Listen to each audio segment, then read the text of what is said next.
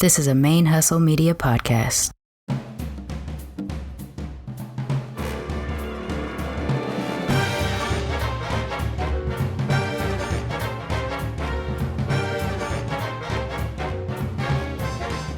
Main Hustle Media podcasts are recorded on the ancestral lands of the Chumash, Tongva, Hohokam, and Yucateco Maya people, and we wish to pay our respects to the people of those nations, both past and present.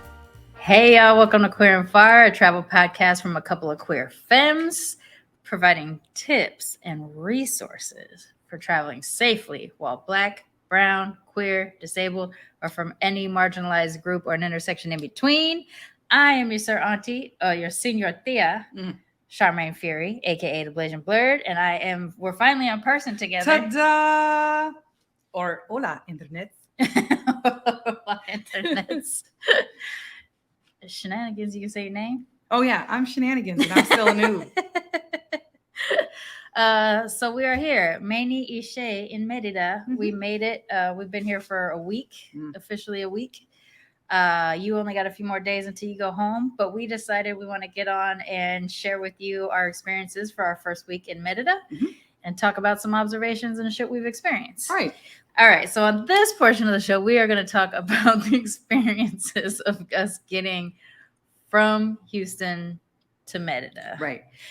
Mm-hmm. And I think we need to preface by going back in time when Sharmane and I were talking about, hey, we're going to plan the best of our abilities, but no matter how much you plan, we need to be able to roll with the punches because plans don't go according to plans. Punches happen. And with that in mind, I took us to the wrong airport. I didn't.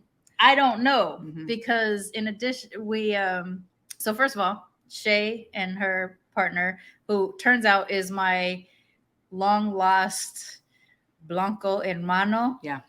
We've discovered that her esposo and myself are very similar. We eat the same. Eat the same. You order the same. You walk the same. We walk the same. We make very similar jokes. There couldn't be two people less likely to be so similar. But we are very similar. We discovered this on this trip. But Shae and Jeff were kind enough to go from where they live in Arizona to Houston so that each person could get a cat assigned to them, since we have cuatro gatos.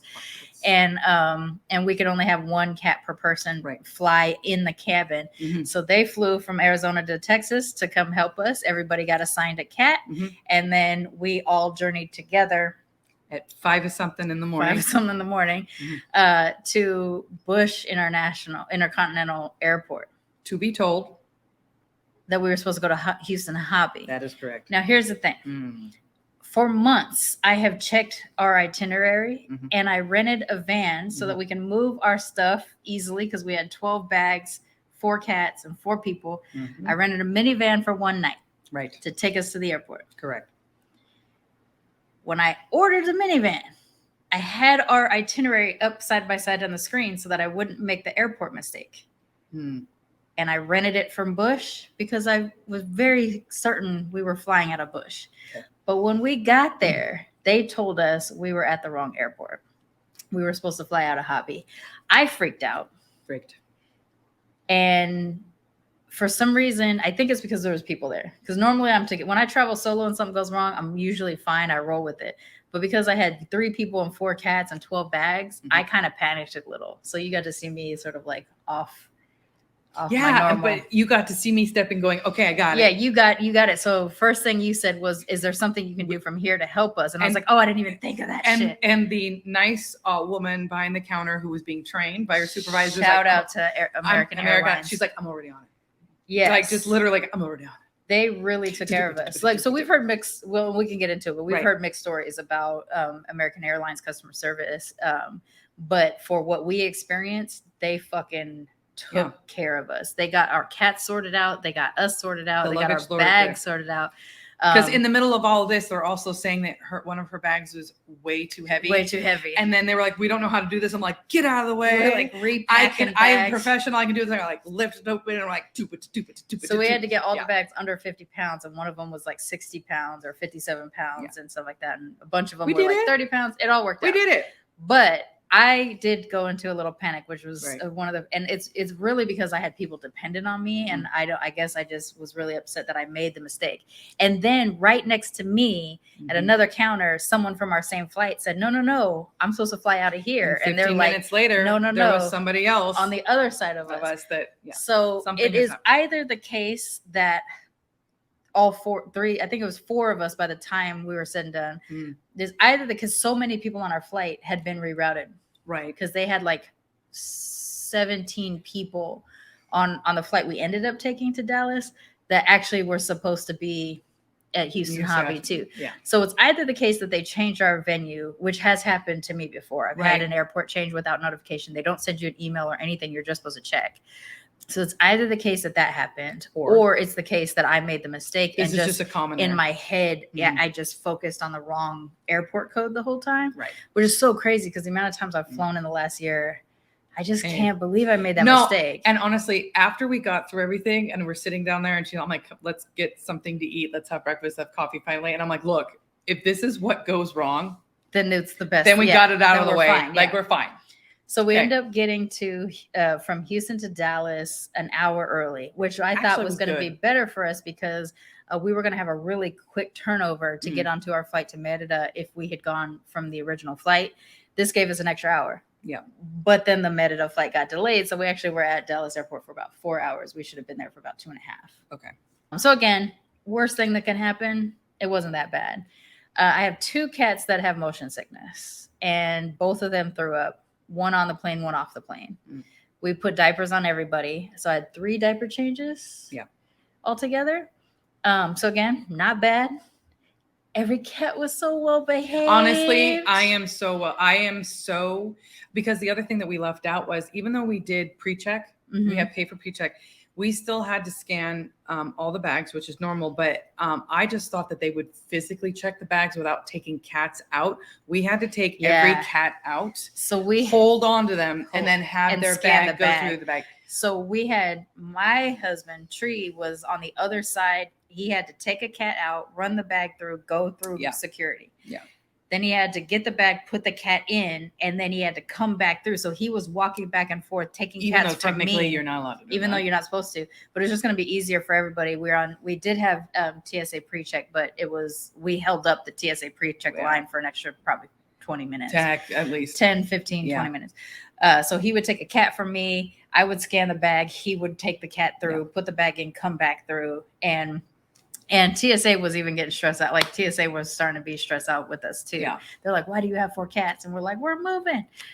So that part was a little bit nutty. But we get to Dallas, we chill, we get calm, we clean everybody up, whatever. And the next error, I guess, that I made was when we were going through customs. We clear customs fine, but the last leg of customs is having your pets checked. And I had all their paperwork with me of their rabies shot and their all their vaccinations stuff, their last checkup, their most recent checkup and everything like that. I stuck it in my backpack so I'd have it handy. But in my head I forgot, and I stuck it in my important papers folder, which was in one of our carry-ons. So now we're standing in front of someone who doesn't speak English, and we don't speak enough Spanish. And we are trying. And they were very nice. They were very nice. We were working through what his English and our English and our Spanish. It was going okay. And so at one point he said, like, "No problem. If the cats are from the U.S., it's no problem." So ultimately, I didn't have to give them my paperwork. They just did a quick physical check of the cat. Asked if they were fixed. Asked if they were vaccinated. Asked if they were vaccinated. The funniest part was they wanted to know how much they cost. And we're like, they didn't understand that. They were like, "How much? What's the market price?" Market price. What's the market price on your cat? And I was like, you don't buy cats. I'm like, I got mine at a KFC. Like, Revan. But they wanted a number, so I'm like, I only just did like what it would be to adopt one, which is $125 where I'm from. So we explained to them that like cats are usually free unless they are fancy. Oh yeah, and we told them these aren't fancy. These aren't fancy. Think they were considering that. They didn't understand. I don't think we could have explained it well enough because they were just like nodding at that point. Right. But then they asked you, because they asked me first, and then they asked you, "What's the market price?" Yeah. And then they asked you, how could we ask that question better? And I'm legit don't know. So we were saying adoption fee, and so that finally clued in that you don't actually pay for the cats. Yeah. They ended up taking their diapers. They said next time just let them poop in the thing, and because they would also take the beds inside the carriage. They would have to take them. But I still, even though they said that, I still recommend that if you travel with pets, you put them in a diaper, because they took the diaper because basically it's like soiled something from America. Yeah. So they took it and threw it away. I think you should also, we should have just doubled up on like the towel, or either a towel or a pee pads underneath the cats that we're not worried about, because we ended up buying towels at Dallas.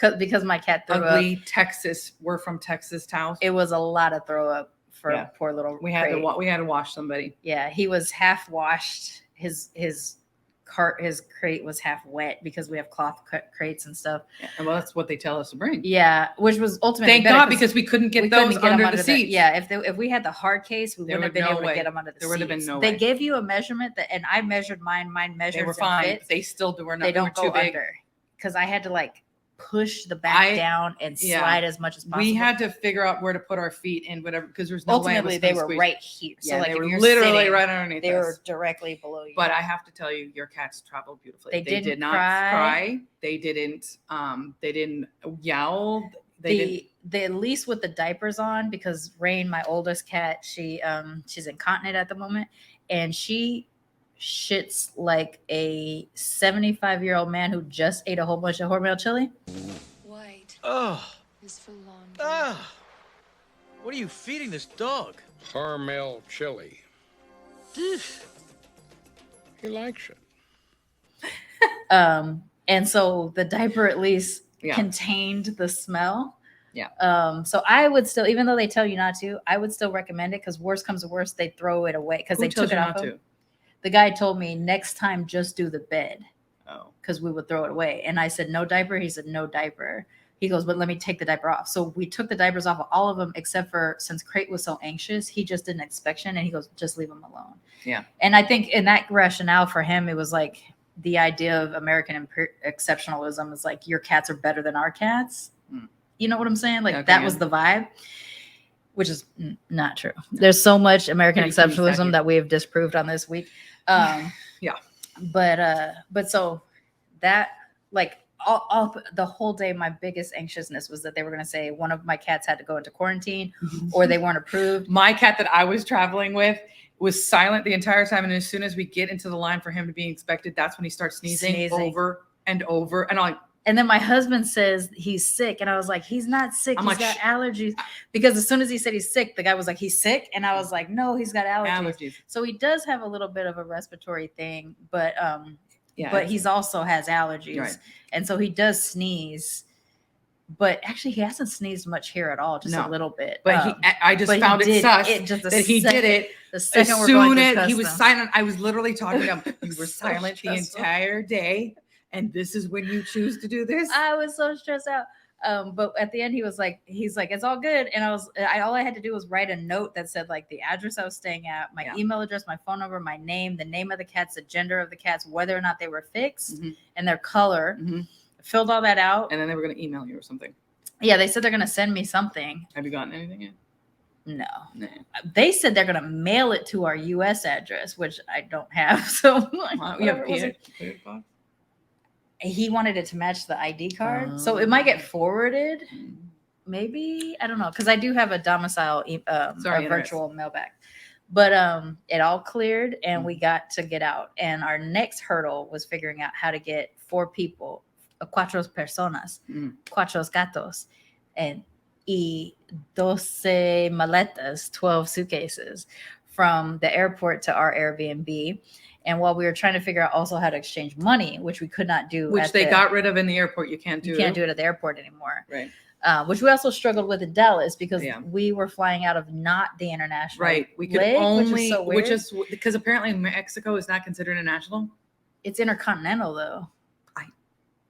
Whatever. We couldn't exchange money at either Dallas or. So I should have done that at a bank ahead of time. I don't know that. But it was fine because there's so many places to do it. And I did find an ATM in the airport in Mérida where I was able to at least pull out pesos. So if anything, we could if we had to pay for a taxi. pull it, However, yeah. as we were walking by that, we found a van. We saw A van, rental. so we rented a van, and they took my card. No Yeah, and problem. it just like walking up, and I was like, "Could we get a van to right now?" And he was like, "Yes." Mhm. So we rented It the was van, 400 pesos. 400 pesos, which is 20 something dollars. yeah. The math right now is about 18-ish US dollars Yeah. for a one very peso. nice man and a very, Very large nice van man, with very air, large con- van, a- air conditioned, conditioning. and it took like 20 minutes to get. We're not actually far. It was probably even less than that. 20 minutes from We're not far from the airport where we're staying right now. Yeah. Everybody got the cats and the maletas here, and Yep. then y'all went to your Airbnb, which Right. is about a 9-minute drive from here. Yeah. No, So it was a hectic day. It Mhm. was probably more stressful than activity stress. Like I was probably more stressed and anxious than the actions of the day were actually making, Yeah. if that makes sense. Mhm. Because I was so worried about my cats going into quarantine. I didn't, or them saying one can't come to the States or to Mexico. And if that was the case, and one of the air tags didn't really work. well, no, I think it did. Okay, so that is one of the things that happened. We got to Dallas, and I have the Apple tags. I got Apple tags for all the bags. And one of the bags was still in Houston. So all the other bags were all 7 of the bags that I had Apple tagged were within half a mile from where I was, because they was still at the airport, and I could see where I was in relation to each bag. Except for one of them was in Houston. It was 225 The one miles. bag with, can we tell them Which one? what was in the bag? My Jordans, And my flat iron. Oh, all my underwear. All her All underwear. my underwear and socks ended up in, for the most part. I had like a couple of random underwears in All different underwear. bags, but just a whole All bag full of pented- underwear and socks. your pentathlon is The pentathlon is all underwear and socks inside that one. My flat iron, my Jordans, my Domo Batman that I sleep with. Yes, I'm 45 years old, and I sleep with a It's okay. Domo Batman.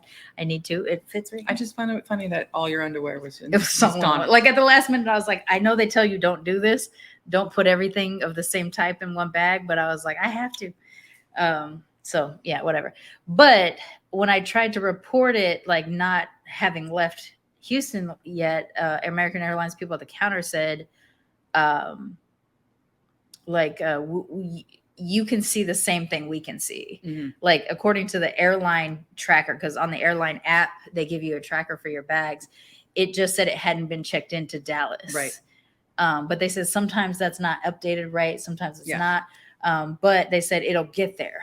It'll get to you. It may have gone to a direct flight for all I know. Yeah, so we think what happens is that it went from Houston to Mérida, even though I couldn't find a direct flight. I guess there wasn't a direct flight Maybe that for had the mail. cats and the 4 The mail, probably mail. or that, yeah. But whatever happened, all 7 of our bags were together, Mhm. and then they had my duffel that was missing off to the side, and they were like, Yeah. who does this go to? Right. And I was like, oh, that's mine.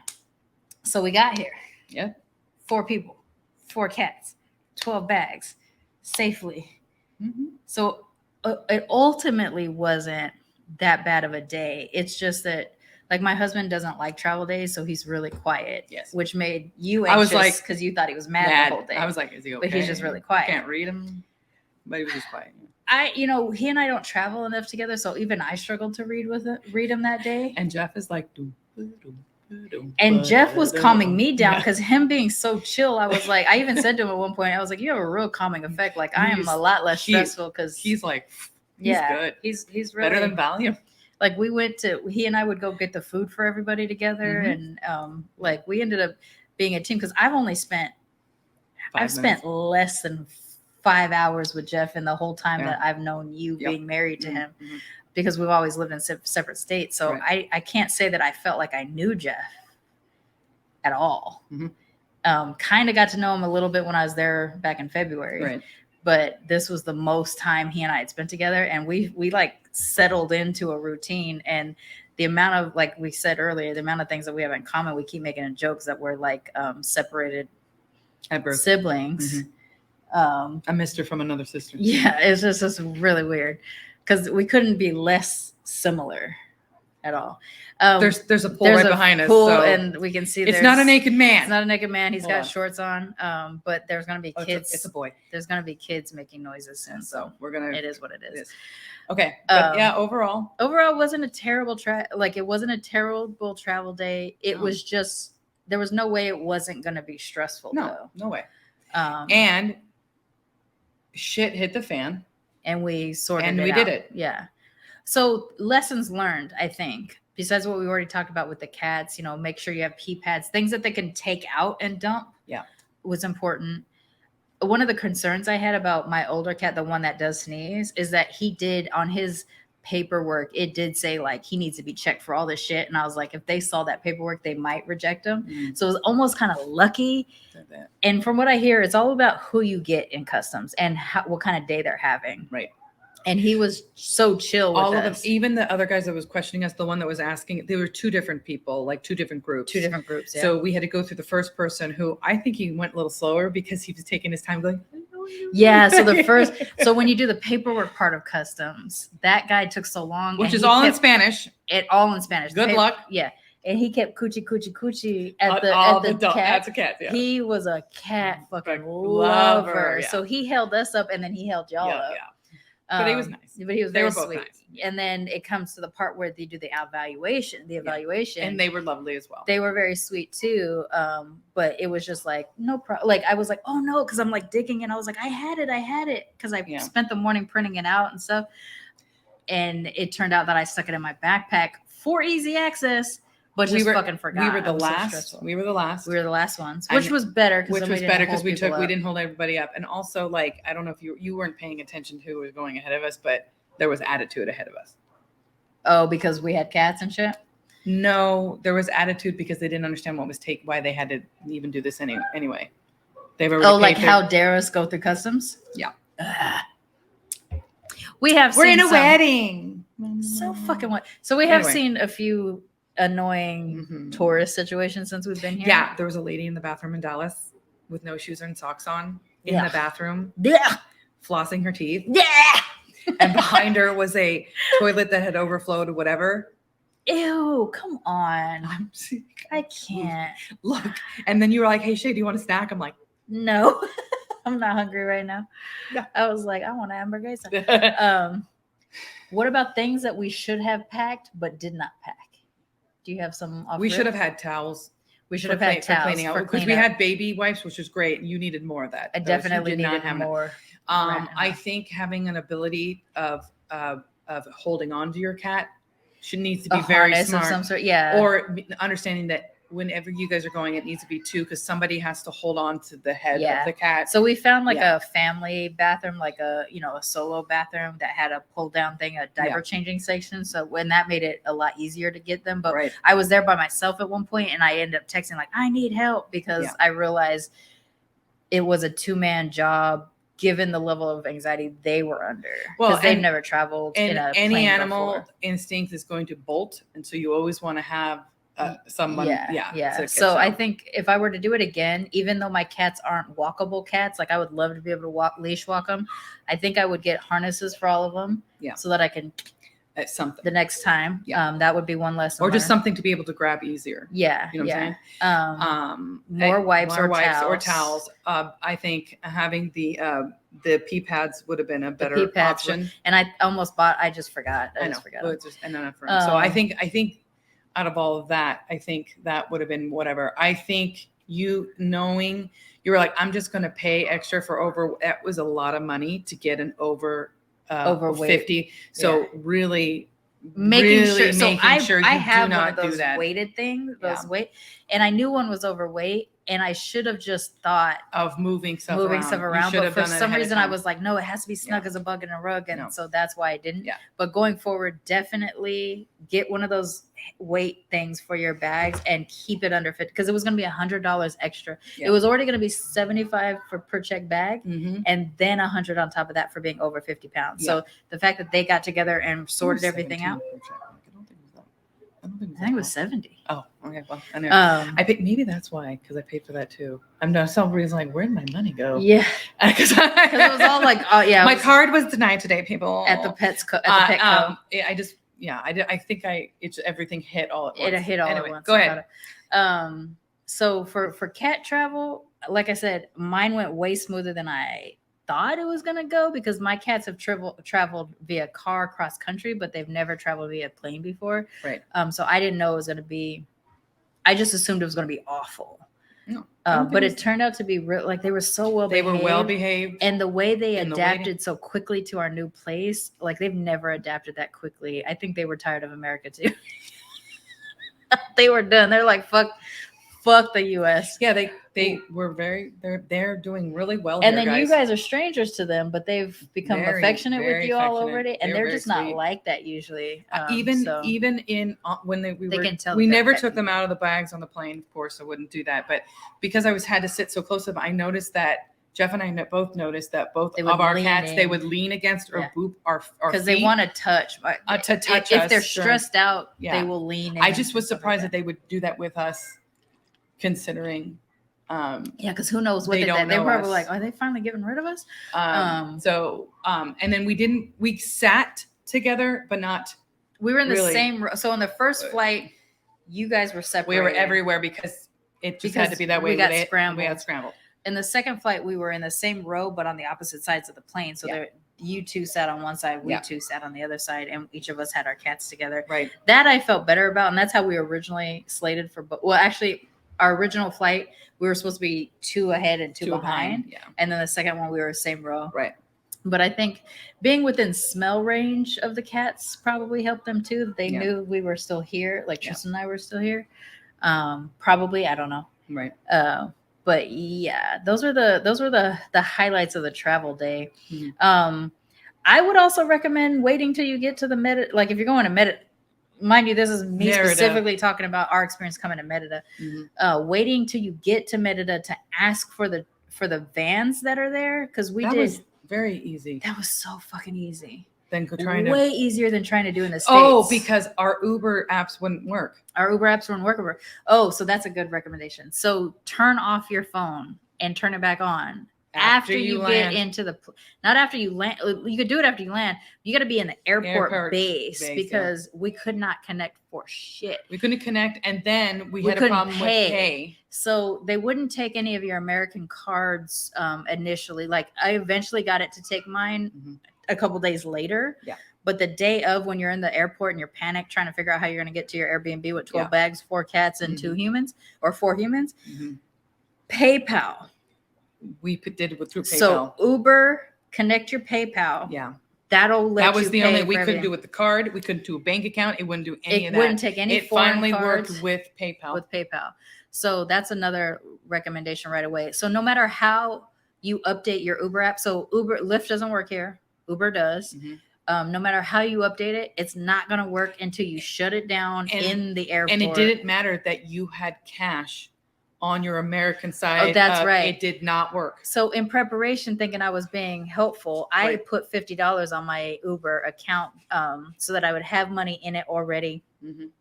It didn't work. Because it was done in U.S. currency, they won't use it. So now I just have $50 U.S. in Uber that I cannot exchange. Yeah. And it'll just sit there until I guess I have to go back to the States, and then I have to make sure that I use it so that it doesn't go to waste. Right. So make sure you have a PayPal account. I know a lot of people are resistant to PayPal, but PayPal is the international electronic bank that is connected to a lot of the other things. Yeah. So it's the one that Uber will use, and you'll be able to get something from the airport. That being said, I'll put a link up in the show notes to the van, because I think I still have that receipt somewhere that we end up using. It was right there in the airport, and I have not had this experience in the U.S., but trying to go to a ground transport thing in the U.S. and being like, can I get a van right now? No. I've never been able. You always had to set it up in advance. I've also never had one that clean. Oh, I'm not even. That's definitely. That'll be in our observations episode. Sorry, we'll get there. But yes, absolutely. So the van was clean. The AC was working. The dude was drinking an ice cream, liquidy ice cream out of bag. Everybody wanted one so bad. I forget we forgot what it's called already, but everybody had them because it was hot. Like the second you walk out of that airport, when you're not expecting the heat, and we came from Houston, it was just like it hits you like pop. And so them drinking this little bagged ice cream was it looked refreshing as hell. Okay, but it gets us there.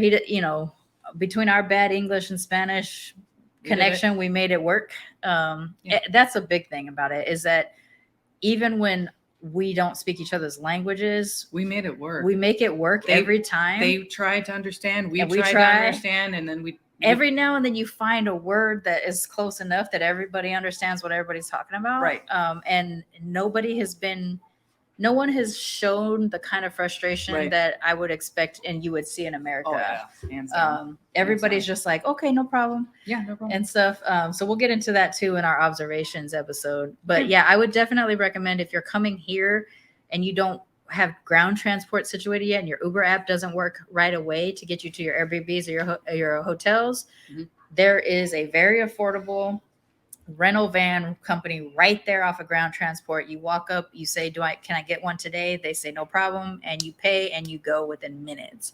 Because that whole fiasco of us freaking out, like if we had gone straight to that, it would have taken us 5 minutes. But because we sat there trying to work on our phone for so long and then trying to go to exchange. So here's the thing. This is what I give myself. I allow myself to do something for like 10 minutes.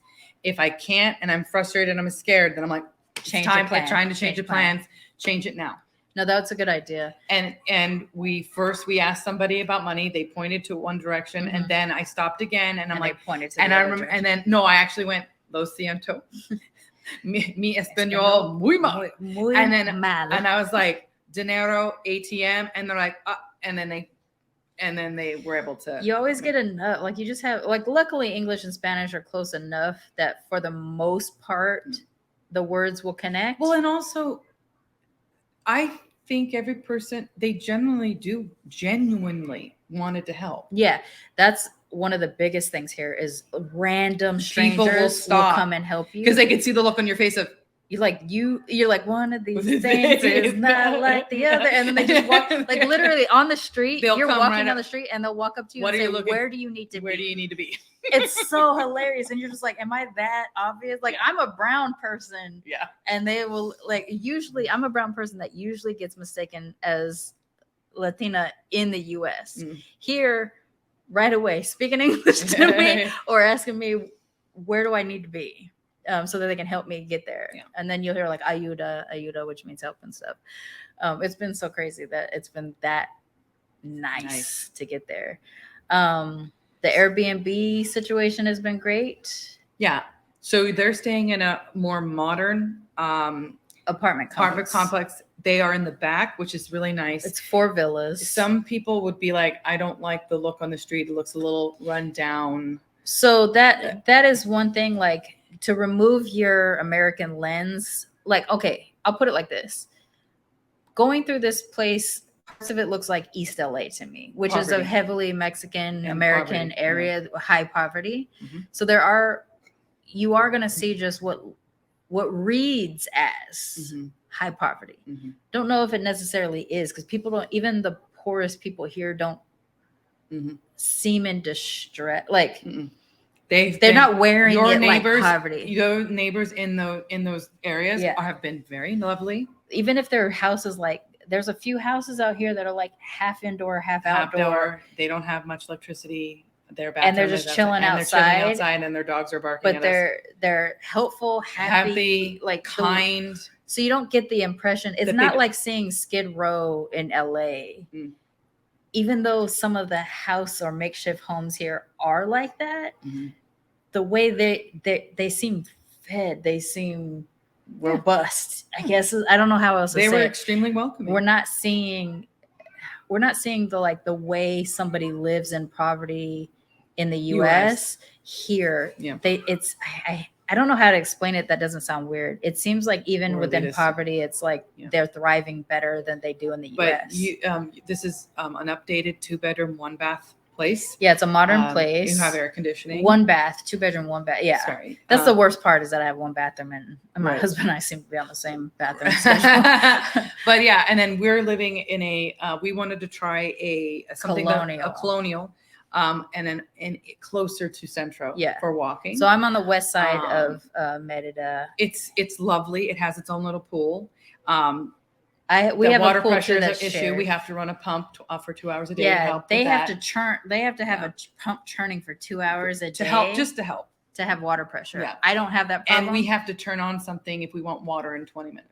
Hot water. Mm-hmm. So Which I don't have that too same hot. problem, but I think the complex does have that. I just think that they remove the responsibility from us. Right. Yeah. And this is a very well maintained very nice outside area. They keep it clean. They leave bananas out for you guys every day. So I have a tamarind tree right out front of my door. I have a banana tree down the way. There's fresh bananas that you can't reach them, so they smack a whole thing down and then it's sitting out there for you and you can just peel the you have your own pet? Oh. Is that 5 days? episode? 5 days in, I go to the toilet, open the lid, and scream. There's a lizard this big inside the toilet. Holy fuck. Mind you, this is not as common as people immediately thought when I started to tell people what happened. Because in the Mérida group, they're like, you're lying. Yeah, everybody's telling me I'm lying. Some people say you sometimes get frogs or like water bugs or something like that. And I lived in Houston. Sometimes you get cockroaches and stuff like that. So it's not like I wasn't expecting the possibility of critters, but I wasn't expecting a lizard that was literally this long. I have pictures. I have a video. It will be on the social media. Yeah. And a video. We tried to get it, but it just swam back under. So we thought, okay, flush. After it swam away, we didn't flush it while it was in the bowl. And we're like, hopefully that means it's gone. Next day, same time, Aki comes up again. Aki. So we think there's just like a time of day where it was just like, this is the place I chill at this time of day. It's hot.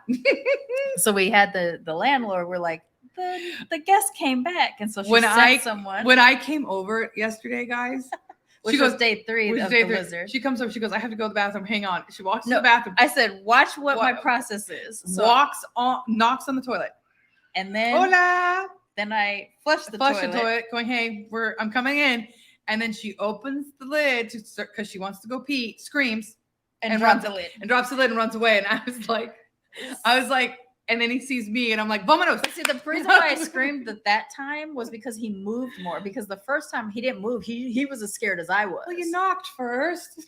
But yeah, maybe. And so, like after 3 days, he's used to me. I'm used to him, and so he was just like, "What's up?" But because he's like moved like this, I was like, close the lid. So then you got to see my lizard friend. We named him Señor Marco Vargas. They kept coming back they were supposed to come back to try to get him. They couldn't get him the first time. Day. And then a guy in my Brothers and Sisters of Mérida group suggested you put a stick in the toilet, wrap it with something so that he can climb up the stick, put him in a bucket, get him outside that way so that he doesn't bite you and you don't grab, because we were going to try to grab him with a towel. Because they were saying they carry salmonella. They said they carry salmonella and that their skin is pokey. Yeah. So you would definitely go to the emergency room if you had to hold it. So when we left, we left to go hang out yesterday, and the guy was supposed to come back, but he never did. So my husband finally got fed up. He went and got a bamboo stick outside, wrapped it in a towel, and there's a video I will share with y'all. But again, not as common as it is in Florida, evidently. I think it's great. So I immediately went down the rabbit hole of toilet lizards, or how do you get lizards out of toilets? Every fucking video I found was from Florida. But it's Florida. It's like Florida. I know stuff like this happened, but I didn't really expect it to happen. But I made jokes in my head about it happening, and then it fucking happened. I know. But I put it into my Mérida group, and I was like, has this happened to anybody before? And almost everybody is like, hell to the nah, you're lying. My soul would have left my body. You're a better man than me.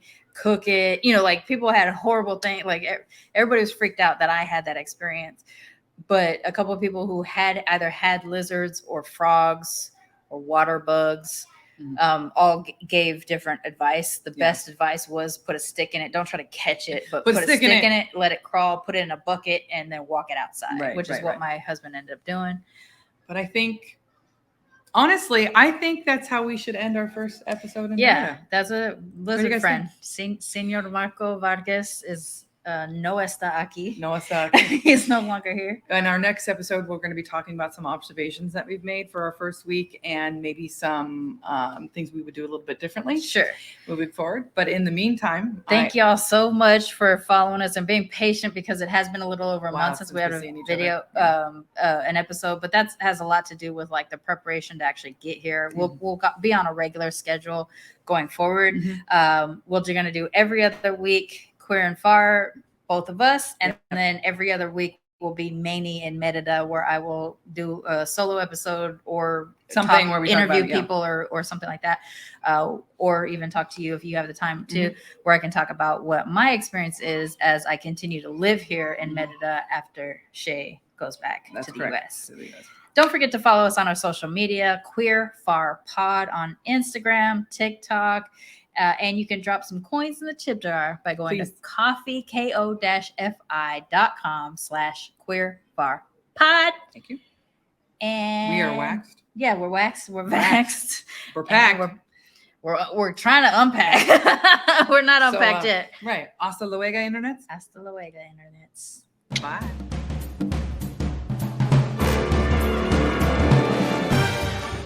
Queer and Far is a Main Hustle Media podcast, produced and edited by Sharmane Fury.